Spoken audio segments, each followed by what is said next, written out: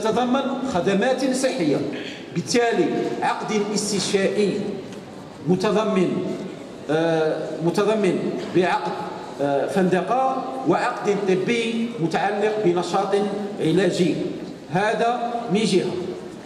كل هذا الإطار الذي نتمناه في الأخير أن هناك توصيات يجب أخذها.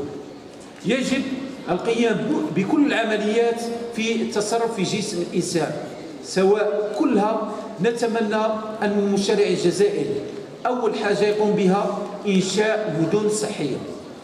لا يجب هذا الإنشاء يكون على قرارات شنغهاي سنة 2016، بحيث للأسف أن الجزائر لم تشارك فيه. أصبحت أن كل مدن العالم مدنا صحية. بالتالي أنا أشكر السيد الرئيس. نتمنى المشرع الجزائري أن يأخذ أيضا قوانين خاصة منفصلة على قانون الصحة، تتمثل أن تنظم كل عملية على حدة، سواء المساعدة الطبية للإيجاب أو نقل وغرس الأعضاء البشرية أو غيرها. وشكرا. شكرا أستاذ على مداخلتك المقدمة. إذا بدون إطالة أحيل الكلمة إلى الدكتور موات مجيد من جامعة سكيدة لإلقاء مداخلة موسومة بالموت الرحيم القانون والدين. المداخلة سوف تكون ملقاة باللغة الإنجليزية. تفضل أستاذ.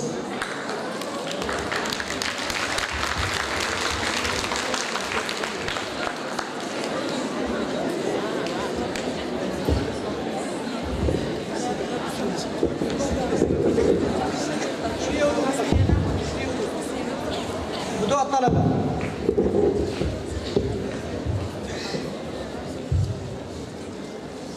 إذن بسم الله الرحمن الرحيم. على كل حال بالنسبة للأسباب وراء اختيار استعمال اللغة الإنجليزية في مداخلتي، هنالك عدة أسباب، منها أن الجزائر الآن تريد إعطاء مكانة يعني أكبر للغة الإنجليزية على حساب اللغة الفرنسية، رغم أني كذلك أوجدت أو قمت بملخص كذلك باللغة الفرنسية حتى تكون الفائدة أعم وأشمل، وملخص الملخص باللغة العربية لتكون الفائدة يعني كاملة. فمن الأسباب كذلك وراء اختيار اللغة الإنجليزية هو أن هذا الموضوع الموت الرحيم سوف أتناوله من منظور القانون الدولي. هذا الموضوع منشغل به أو منشغلة به الدول الغربية وليست الدول الإسلامية، وبالتالي المراجع غزيرة فيه باللغة الإنجليزية. فالإشكالية تدور حول هذا باللغة العربية. هل ثمة أحكام قانونية في الصكوك الدولية تجيز القتل الرحيم، أم أن المدافعين عن القتل الرحيم يحاولون تطويع بعض الأحكام المتضمنة بالصكوك الدولية لتمرير إلغاء تجريم القتل الرحيم. So now I begin my word in English. So my word is about euthanasia. Euthanasia means it has another name. It's mercy killing. So it is the act which is performed by a doctor and to kill another person. This person is in general a patient which has an incurable and unbearable suffering. So euthanasia, it is having the intention to kill another person which is suffering from a pain and which suffers from an incurable disease.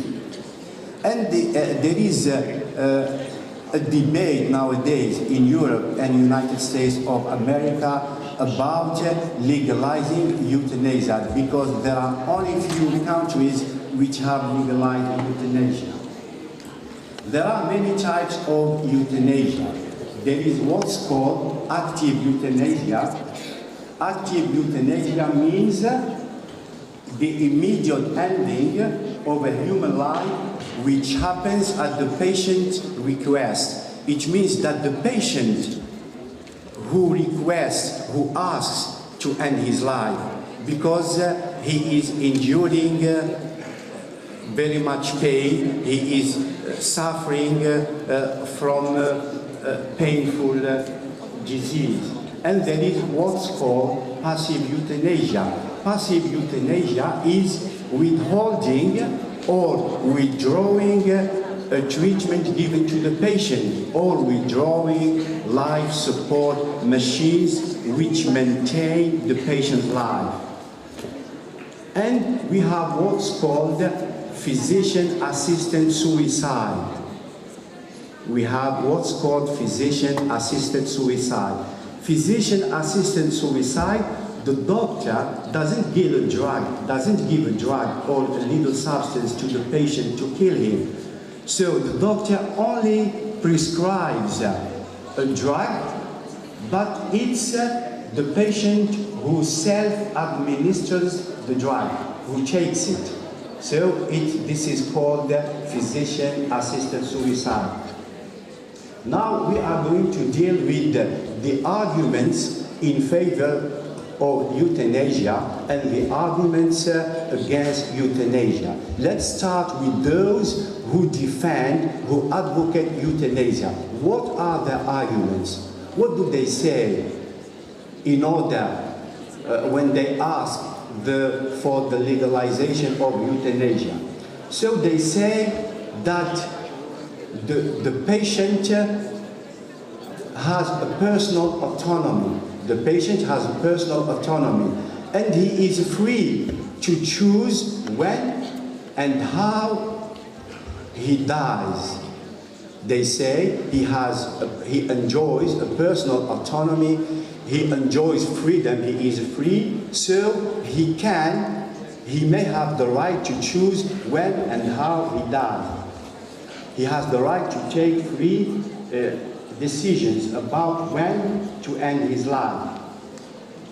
And they think that allowing euthanasia is stopping sufferings and stopping the pain which is endured by the patient. So, and now let's move on to international law. Let's move on to international law, and in particular the International Covenant for Civil and Political Rights, العهد الدولي للحقوق المدنية والسياسية. So they say that there are some provisions in the International Covenant for Civil and Political Rights which enables the legalization of euthanasia. Example, Article 6. They say Article 6 says every human being has the inherent right to life, and no one shall be arbitrarily deprived of his life. They say no one shall be arbitrarily deprived of his life. And when the patient requests or asks for euthanasia, he's not arbitrarily deprived of his life. It's with his own will. It's the patient who has requested, who has asked for. And then they refer to Article 7, no one shall be subjected to torture or to cruel, inhuman or degrading treatment. They say if we let someone suffering from a dangerous and incurable disease, it means that we are torturing him, it means that we are subjecting him to cruel and inhuman treatment. So the euthanasia needs to be legalized. And then they move on to Article 17 from the International Covenant of Civil and Political Rights. They say no one shall be subjected to arbitrary or unlawful interference with his privacy. So they say asking to be killed, le fait de demander à être tué, it is a private matter. C'est une affaire privée. It is, I am free to ask to be killed. And the state and no one else has the right to interfere with this right. So these are the provisions they refer to in order to ask for the legalization of euthanasia. Now, some jurists in Europe say that the body of the person belongs to the patient. The body of the person belongs to the patient. So he has the right to ask to be killed when he suffers from pains or from an incurable disease. Now let's have an idea about the European Court on Human Rights, المحكمة الأوروبية لحقوق الإنسان. So it says that it is possible for states to legalize euthanasia. It's possible for states to legalize euthanasia, and they refer to the notion of privacy. It's his life, and his body belongs to him, so we mustn't interfere with this right. If someone requests to be euthanized and killed, the doctor must inject him with a drug or a little substance which may end his life. We have also the Human Rights Committee, لجنة حقوق الإنسان الآن مجلس حقوق الإنسان, which suggests that the laws allowing for voluntary euthanasia are not necessarily incompatible with the state's obligation to protect people's lives. So even the Human Rights Committee says that there is no incompatibility with the right to protect people's lives and the right to be euthanized. So I think these are the main ideas I have wanted to lay out in English. Now let's move on to summarize the topic in French.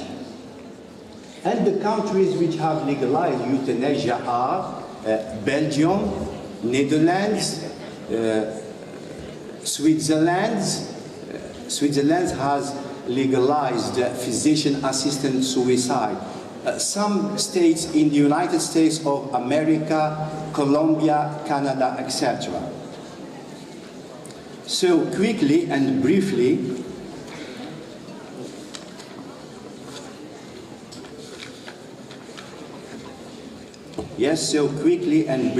in French. Donc, nous avons dit tout à l'heure en anglais que l'euthanasie, certains l'appellent le droit à mourir dans la dignité. Le droit à mourir dans la dignité. حق الموت بكرامة. Donc très rapidement, il y a plusieurs types d'euthanasie. Il y a ce qu'on appelle l'euthanasie active, c'est-à-dire l'administration délibérée de substances létales dans l'intention de tuer un patient qui est en train de souffrir d'une maladie incurable et dont les souffrances sont insupportables. Il y a aussi l'euthanasie passive. Donc, en ce qui concerne le pacte international des droits civils et politiques, certains se réfèrent à certaines clauses dans ce pacte pour demander la légalisation de l'euthanasie. Par exemple, l'article 6 qui stipule que les États doivent respecter le droit à la vie et que la personne ne doit pas être arbitrairement privée de sa vie. Donc ces gens-là disent que si une personne demande l'euthanasie et demande à être tuée parce qu'elle souffre d'une maladie incurable, sa vie ne lui est pas ôtée d'une manière arbitraire. Donc il faut légaliser. Il y a aussi une autre, et je pense que je vais terminer avec ça, 2 minutes. Donc il se réfère aussi à l'article 17 qui stipule que l'être humain ne doit pas être sujet au traitement cruel, à la torture et au traitement dégradant et inhumain.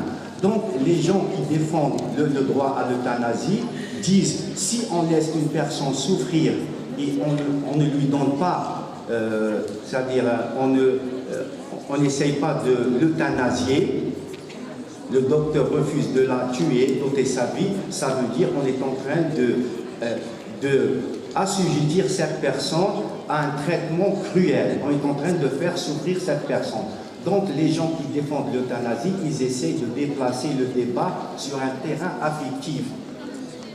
sur la notion de la compassion, la pitié, etc., c'est pour faire avaliser l'euthanasie. Donc, je termine maintenant avec un petit paragraphe. Dans les pays européens et occidentaux, ils disent que l'être humain est propriétaire de son corps et de sa santé. Donc, il lui revient, s'il veut décider de faire cesser sa vie, il a le droit de faire cesser sa vie parce que son corps est propriétaire. Donc, on peut répondre à ça que l'être humain n'est pas propriétaire, même du point de vue juridique. Si on dit qu'il est propriétaire de son corps, ça veut dire que, parce que le corps fait partie des droits ne fait pas partie des droits patrimoniaux et donc il ne peut pas demander à se faire euthanasier. Donc je pense que le temps est terminé. Je vous remercie pour votre attention. شكرا استاذ على المداخله المقدمه. بدون اطاله المداخله المواليه للدكتور العايف جمال من جامعه سكيدا، فليتفضل مشكور.